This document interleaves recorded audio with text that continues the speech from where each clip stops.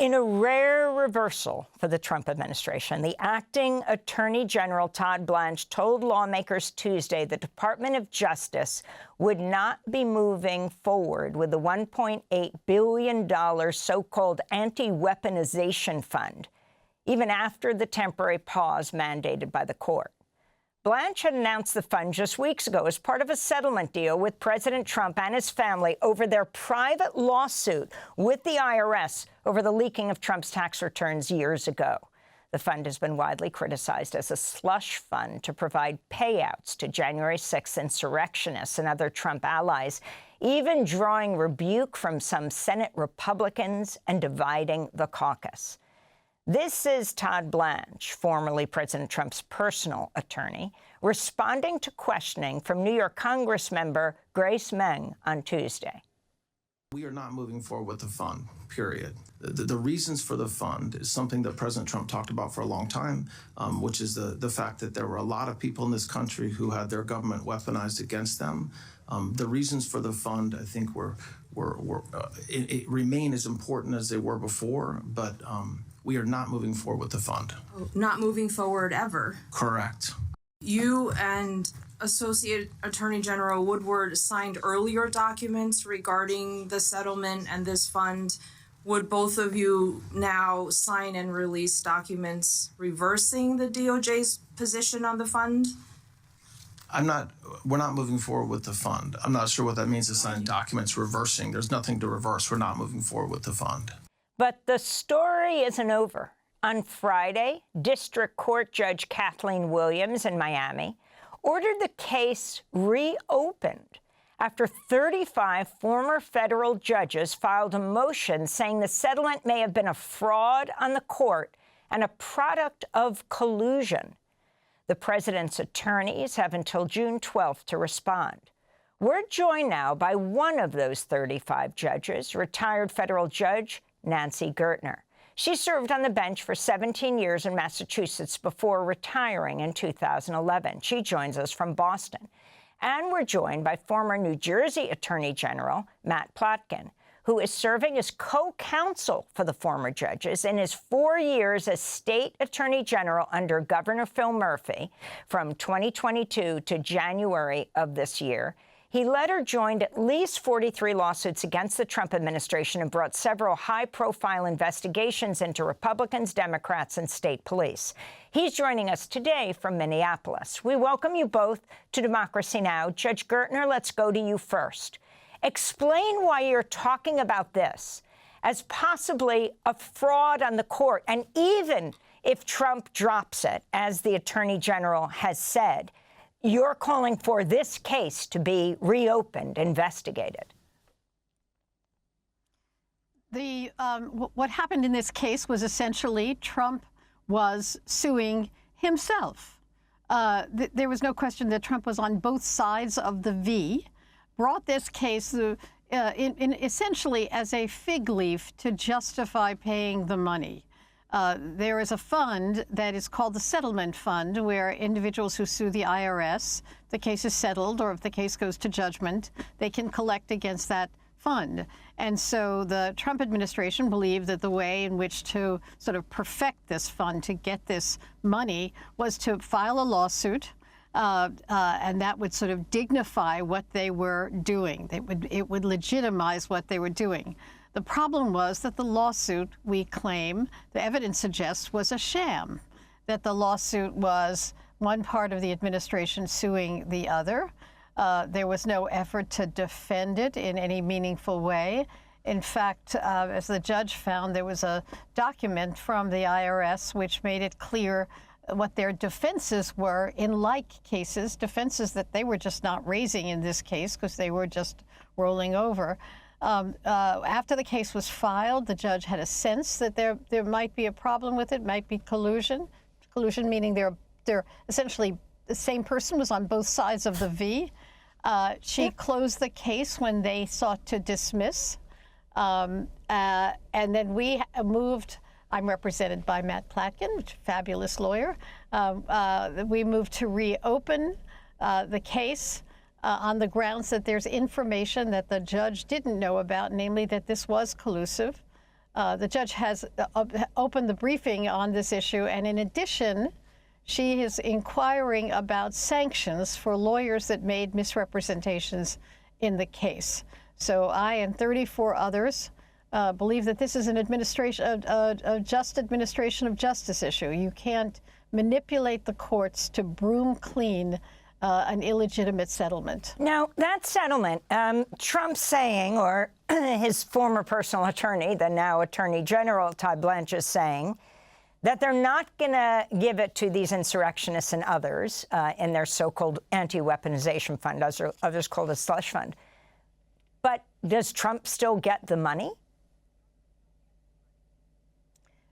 He's saying, or at least my sense of what Todd Blanche was saying is that, in fact, the fund will not be created for these purposes. When I say the fund was created, they can't claim on the Treasury, make a claim against the Treasury for this amount of money. It sounds like they're not going forward with that. But whether or not, whatever their intentions are, there are at least 2 cases that are challenging the fund, including the one that we filed in, which is Judge Williams' case in Florida.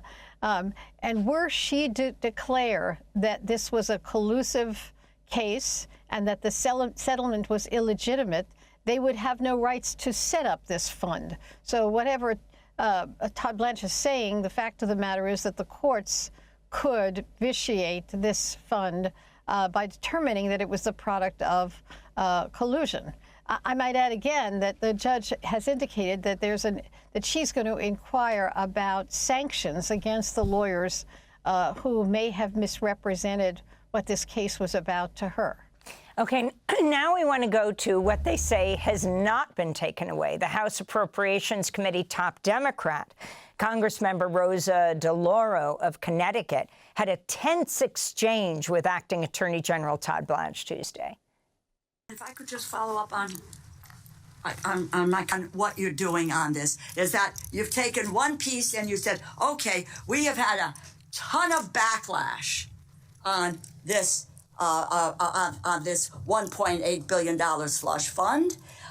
However, so we'll not move on that, but as part of the settlement, which you've said, which is this immunity for the president and his family and his business, etc.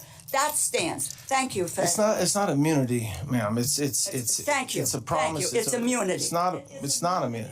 It's not immunity. Okay, so it's not immunity. What it says is like any time the IRS settles with an individual taxpayer or another company as part of the settlement, it's standard. It's typical to get rid of past ongoing audits. It's not a forward-looking document. It's nothing that gives any sort of immunity in the future to the president or his family or his organizations. And so by you saying that, it's not true.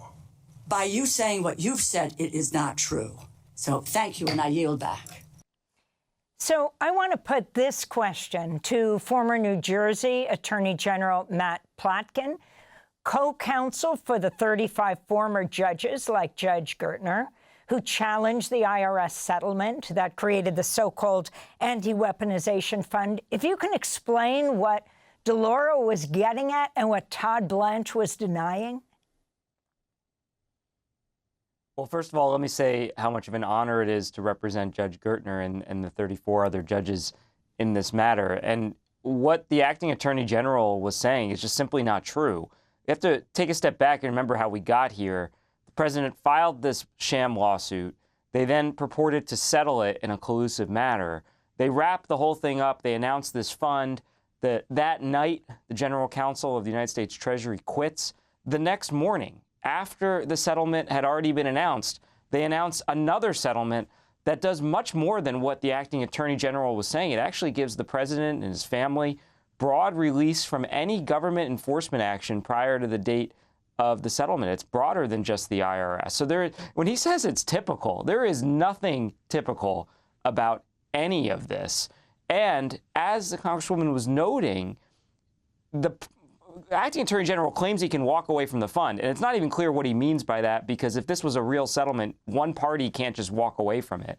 But put that aside for a moment. There still remains the second piece of this about broad releases for the president, a enormously valuable benefit to him and his family that is absolutely inappropriate to give to them. It is illegal. It is illegal for the president to ask for any IRS audit to be opened or closed. That is a federal crime. So the fact that the acting attorney general is standing up there saying this is typical and frankly misrepresenting what the settlement does is extraordinary. And how significant is it? Because he bristles every time a senator or congressman says you're the former personal defense attorney for Trump. How significant is this, the current acting attorney general, Todd Blanche? Look, I think when you're the attorney general, and I served as attorney general of a state for 9.5 million people, anytime you have an actual or an appearance of a conflict, you want to be extraordinarily careful to make sure that the public doesn't think the process by which you're approaching a particular case is tainted. So there are many times where you step aside simply because there's an appearance. And I think at a minimum, there's an appearance issue here.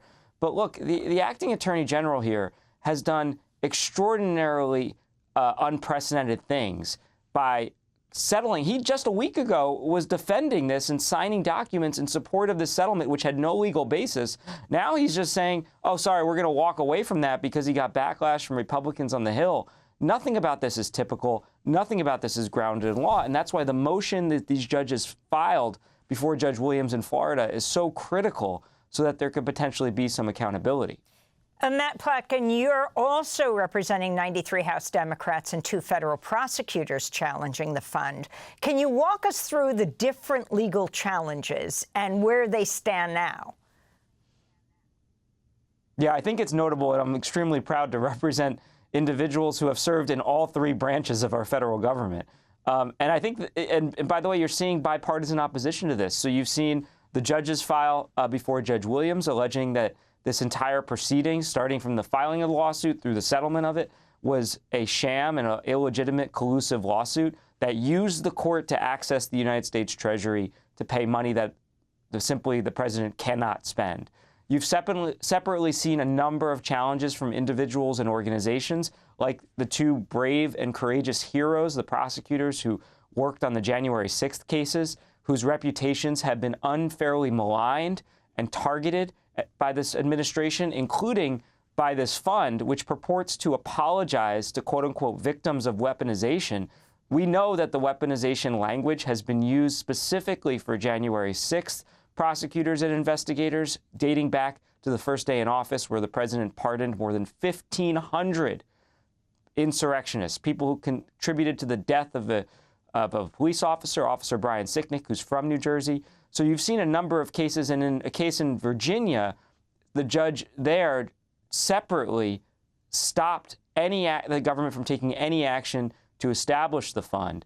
So I think it's important to note that while Todd Blanche gets up and says things, all the federal government has actually said to date is that they are going to abide by the restraining order that has been put in place in the Virginia case. So this is an administration who does not have a lot of credibility of following through with its statements. So we are going to be monitoring it very closely. And as you noted, we're proud to represent many individuals In here. your brief, House Democrats argued the lawsuit and settlement is blatantly unlawful and raises the specter of corruption unparalleled in American history. Could what has taken place here, whether or not they take it off the table, lead to criminal charges right up to Trump? Well, look, I'll leave any enforcement actions to those in power to make their decisions. But I will say, as Judge Gertner noted, the court here is very clearly looking at whether misconduct occurred. And there are rules about how attorneys conduct themselves. And when we filed the motion before the court, the fact that you had 35 former federal judges telling a fellow colleague or former colleague that there may have been a fraud perpetrated on the court and that this lawsuit was intended to unlawfully access the United States Treasury, not some small pot of cash, the United States Treasury, the biggest pot of cash in the world. I think that's an extraordinary statement. Thanks for watching Democracy Now! On YouTube. Subscribe to the channel and turn on notifications to make sure you never miss a video. And for more of our audience-supported journalism, go to democracynow.org, where you can download our news app, sign up for our newsletter, subscribe to the daily podcast, and so much more.